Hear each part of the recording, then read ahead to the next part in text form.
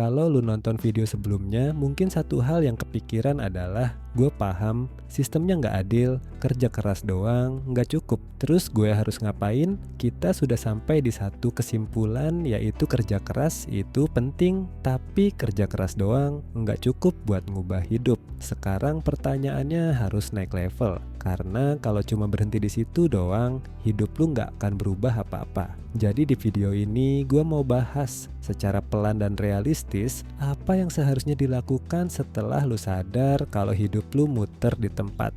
Jawabannya bukan kerja lebih lama, bukan tambah lembur, dan bukan juga nunggu keajaiban. Jawabannya adalah mengarahkan kerja keras lu buat bangun sesuatu yang bisa berkembang, walaupun kecil, walaupun lambat, tapi punya arah jangka panjang.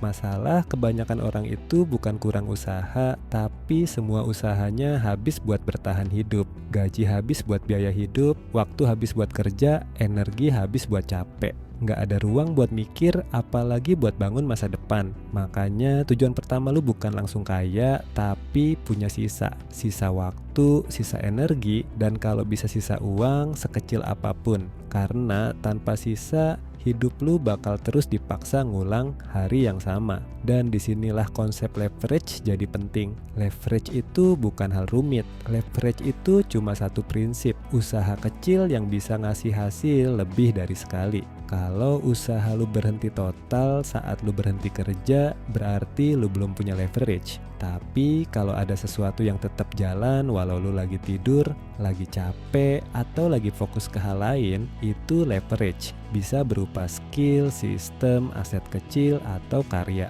Dan ini yang sering nggak pernah diajarin.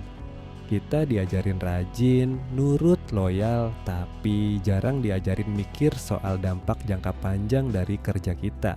Banyak orang kerja puluhan tahun di tempat yang sama, tapi nilai dirinya di pasar nggak naik signifikan. Bukan karena mereka bodoh, tapi karena mereka sibuk ngejar deadline, bukan ngejar peningkatan nilai diri. Padahal dunia sekarang nggak ngitung siapa yang paling capek, tapi siapa yang paling berguna dan bisa dikalikan dampaknya. Contohnya simple, orang yang dibayar per jam sekeras apapun dia kerja tetap dibatasi waktu dan fisik. Tapi orang yang punya skill yang bisa dipakai berkali-kali, nilainya bisa terus dipakai ulang. Orang yang bangun sistem, walaupun kecil, bisa pelan-pelan lepas dari ketergantungan jual waktu. Dan jangan salah, ini bukan soal langsung berhenti kerja lalu bikin bisnis besar.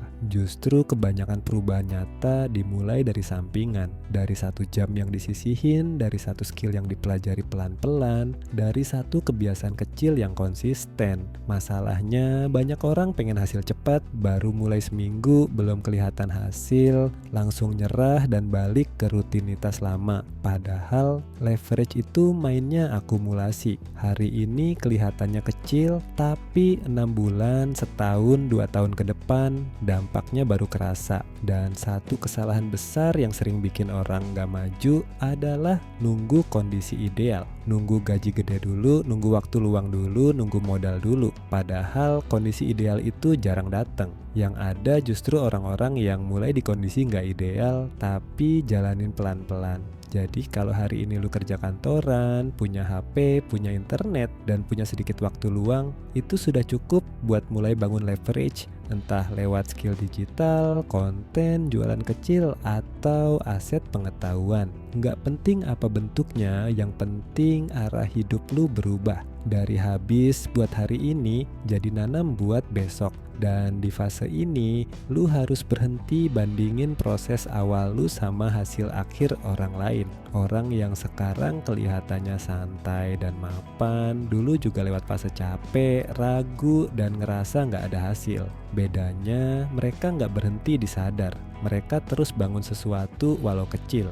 Jadi kalau hari ini lu masih capek, masih bingung, masih ngerasa hidup berat, itu bukan tanda lu gagal. Itu tanda lu lagi di fase transisi. Fase paling berat justru sebelum hidup mulai berubah. Yang penting sekarang bukan seberapa cepat lu maju, tapi apakah arah lu sudah benar. Karena begitu arah lu benar, waktu akan kerja buat lu. Dan di video selanjutnya gue bakal bahas contoh leverage nyata yang bisa dibangun orang biasa tanpa modal besar, tanpa latar belakang spesial, dan tanpa harus berhenti dari pekerjaan utama.